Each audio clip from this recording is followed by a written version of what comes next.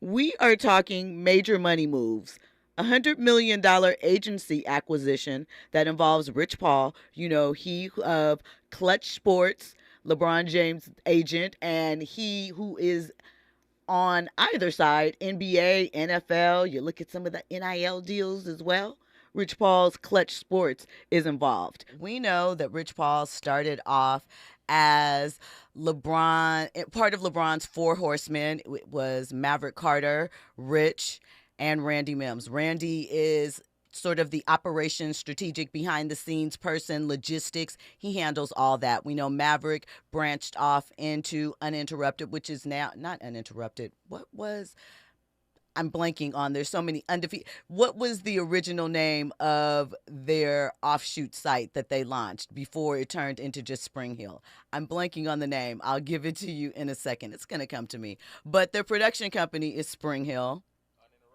Yeah, I guess it is Uninterrupted. I get Undisputed and Uninterrupted twisted in my mind. So I wanted to make sure I was saying the right one. So we know that that was kind of Maverick's thing as far as TV and those type of ventures, sports. And Rich Paul took on the role of sports agent. He worked his way up. He started off, he actually was kind of an intern junior agent with I think it was CAA that he started with before he eventually branched off. His first client was a guy named Eric Bledsoe.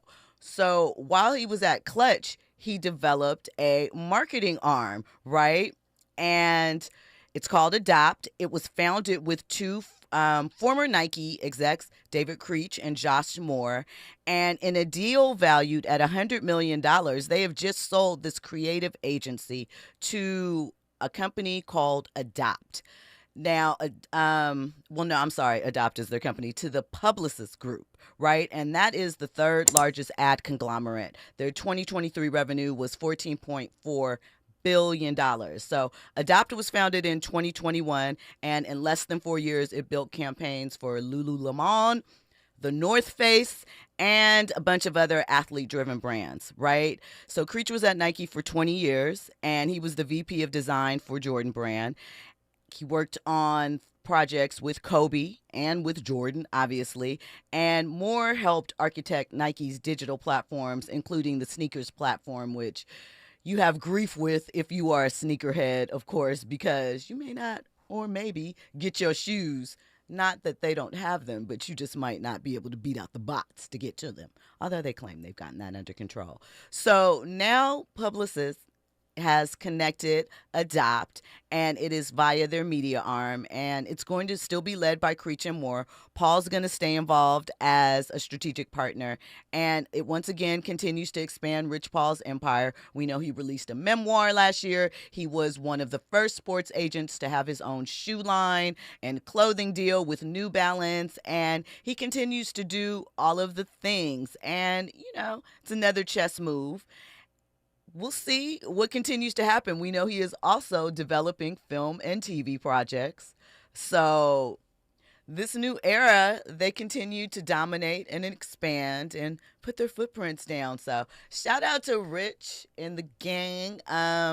Yeah, just think. Back in the day, Rich was doing State Farm commercials with LeBron with some bad acting. Shout out to Rich. And acting as his heart and soul to LeBron's Bobby Brown when they were hosting the ESPYs. Do y'all remember that? They were doing the kick step on stage. LeBron had on the baggies, the gummy, all of that. So, humble beginnings to straight up boss moves. I appreciate it. So, really quick, I wanted to ask the chat and maybe Andy, what are the feelings about an agent expanding into so many areas? Do you feel like would that be a cause of concern for you that he's not focused? Do you look at it as a help because his hand is in so many different areas that it could help me manifest some relationships in those places? Or, does it kind of seem like too much happening? Give me an example.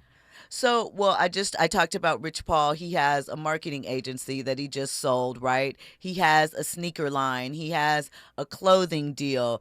Obviously, he has, football, NFL, and NBA athletes, some stuff under the NIL deal. He's producing TV and film projects, stuff like that. So when you sign with Klutch Sports, how many are really signing with Rich Paul? Or are they signing with a junior agent, someone else under there? And how would you feel about that as an athlete? Would you want an agent that is in the forefront like that, just as much in some ways as a celebrity as you, singer slash actress in his bedroom? Because Rich, likes Jay-Z. I think it depends on your personal goals and what you want out of your career. I mean, being an agent, it's not just strictly just I'm taking care of your sports matters, right? If there's opportunities outside of your career, um, I think I'd like to help you out on that. So I think, in my opinion, it just depends on your goals. If you're just strictly, I just want to play my sport, then you might want to have an agent who's just, focused in on that. But if you're somebody who wants opportunities, you might want to sign with Rich Paul because he has opportunities to get you, TV placements, maybe a role in the film. So I just think it just depends on your personal goals. All right. Well, I like how that sounds. You got to be strategic with your own self. And you got to start earlier since these people are getting NIL deals in high school and things of that nature. You kind of have to be on your business grind early, or your parents at least, because that's a lot of money coming in fast early and a lot of opportunity. Lucas Frank says, Ryan Coogler is someone doing real business in Hollywood. LeBron and Rich are playing doesn't mean they're not making money, but they're not real visionaries. Ooh. So why do you feel that way? I mean, LeBron's path as far as an NBA player, what he's been able to carve out, the path that he took is very unconventional, very different from Jordan's. He has done a lot as far as Hollywood goes. I mean, SpringHill, look at not just the blueprint he's laid out, right? Because Magic Johnson was one of the first. He produced concerts, he produced some film and TV stuff, didn't always work out. He had better interests elsewhere that worked more to his advantage. But look at what LeBron did. On Stars, Survivor's Remorse, right? Whatever you feel about the House Party remake, he did it, and the Space Jam remake. I mean, you have to start somewhere. They also had that Netflix show on Madam C.J. Walker that they put out. So I think that what's visionary? You've never seen. I just got through talking about how Rich Paul is the first agent to have a shoe and clothing deal with New Balance. LeBron's the first to have an active, production company in multiple venues. The Shop coming on HBO, that was revolutionary. What athlete actively playing had a talk show on premium cable network? It basically was a talk show with multiple hosts. So I think you have to give some props, right? Are they Ryan Coogler? Of course not. But Ryan Coogler once was a football player. Do you know what I'm saying? So it's not like they don't have some shared mentalities about the discipline, about the go-get-itness.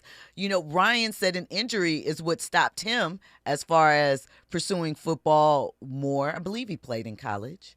But, I mean, everybody's level of visionaryisms and what comes out of it aren't necessarily going to be the same, but let's not shortchange them and say what they have done hasn't been revolutionary for athletes, especially for black athletes, for a black agent. You got to think, Rich Paul, no college education.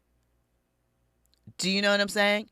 But one thing that I will always respect, and I can say this because I was there and watched it, he did the work. He started off with the small things and worked his way up. He wasn't afraid to get in there and learn the business humbly. So, you got to respect that, I feel. You are entitled to feel any way you want, but I wouldn't disparage too much just because what they're creating may not be on the level of sinners. We have taste for entertainment at all varied levels. Zeus TV exists for a reason. Zeus Network, excuse me.